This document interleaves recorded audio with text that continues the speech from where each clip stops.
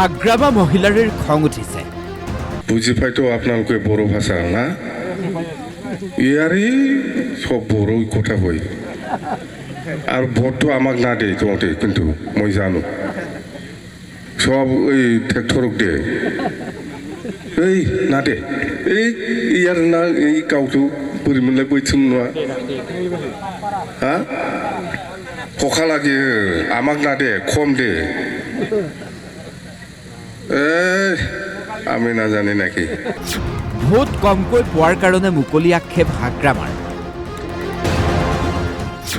আমাতকৈ ট্ৰেক্টৰক ভোট বেছি দিছে। বাক্সাৰ হালবাৰীত এই মন্তব্য হাগ্ৰামা মহিলাৰ। আমাক কম দে আমি জানে আমাক ঠগাই থাকে ভোটটো আমাক কম দে কিন্তু ট্ৰেক্টৰ ফালে বেছি নোৱা এখন এই এখনতো বানপানী আহিব এখন ট্ৰেক্টৰে কৰছে কিনা বানপানীটা এই মাথাউৰিটা তাহলে এই বিৰাট ঠগাই ট্ৰেক্টৰে ভোট বেছি পোৱা বুলি ক'লেও কিন্তু BPFৰে শক্তি বেছি বুলি মন্তব্য কৰিলে হাগ্ৰামাই। পৰিৱৰ্তনটো লাগিবই প্ৰমোদ বড়োটো আনিব পৰা নাই পৰিৱৰ্তন আমি আনিছোঁ আৰু আমি আনিম। হাগ্ৰামাই আৰম্ভ কৰিছে এক অভিযান। প্ৰমোদ বড়োক আউট কৰি BTC বচাব লাগে।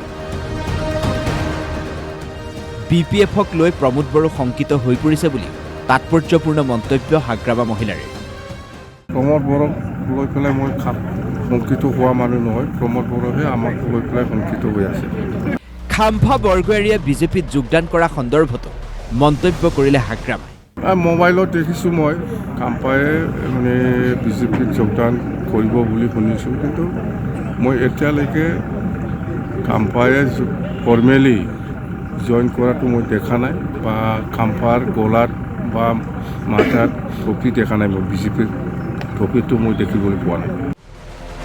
উল্লেখযোগ্য যে বাক্সাৰ শালবাৰীৰ ৰূপহীত 11 BLTৰ শ্বহীদলৈ শ্ৰদ্ধাঞ্জলি জনাই এই মন্তব্য কৰিলে হাগ্ৰামা মহিলাৰী। হাগ্ৰামাৰ দাবী এইবাৰ BTC BPFৰে চৰকাৰ হ'ব। শালবাৰীৰ পৰা ৰূপক দাস, DY 365।